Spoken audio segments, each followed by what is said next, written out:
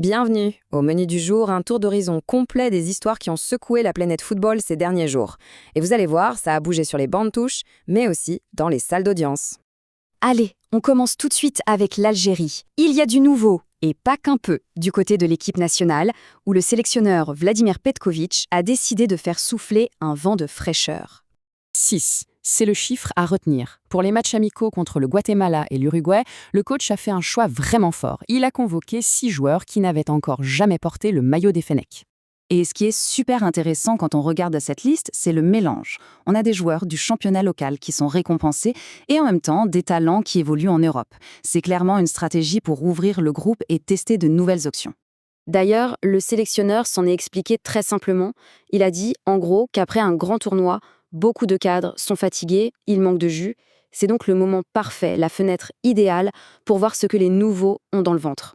On reste en Algérie, mais cette fois, on bascule sur le championnat local. Parce qu'il y a un club historique, la JS Kabylie, qui est en pleine tempête. La situation est vraiment devenue critique. Déjà une défaite la semaine dernière, et là, rebelote, mais à domicile cette fois. Une défaite 1-0 contre la JS Saoura. Ça fait très mal et ça compromet sérieusement les espoirs du club de finir sur le podium. Et du côté du staff, la frustration est juste énorme. C'est l'entraîneur adjoint qui a dû faire face aux médias. Et pour lui, c'est clair, l'équipe a joué de malchance. Il parle de buts annulés, de pénalty, bref, le scénario catastrophe. Sauf que voilà, pour la direction du club, l'argument de la malchance, ça n'a pas suffi. La conséquence a été immédiate et radicale. Juste après le match, l'entraîneur principal, Joseph Zimbauer, a été purement et simplement limogé. Allez, on quitte le terrain purement sportif pour une affaire plus institutionnelle. Un conflit majeur est en train de naître entre la Fédération sénégalaise de football et la Confédération africaine de football, la CAF. Mais avant de plonger dans l'affaire, il faut comprendre où ça se joue. Le Sénégal a décidé de porter l'affaire devant le tribunal arbitral du sport, le fameux TAS. Pour faire simple, c'est la Cour suprême du sport mondial. Ces décisions sont finales et sans appel.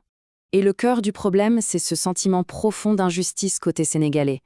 Le secrétaire général de la fédération a utilisé un mot très fort, mascarade. Il a l'impression que tout était joué d'avance, que l'audience n'était qu'une mise en scène et qu'on ne leur a même pas donné la chance de plaider leur cause.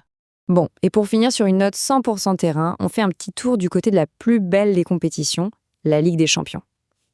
Les huitièmes de finale sont terminés et on connaît maintenant les affiches des quarts. Et quel programme! Le tirage au sort nous a offert des affiches absolument magnifiques. On a des chocs de géants, des classiques comme Real Madrid contre Bayern Munich, et puis un derby espagnol qui s'annonce électrique entre Barcelone et l'Atlético Madrid. Ça promet du très grand spectacle.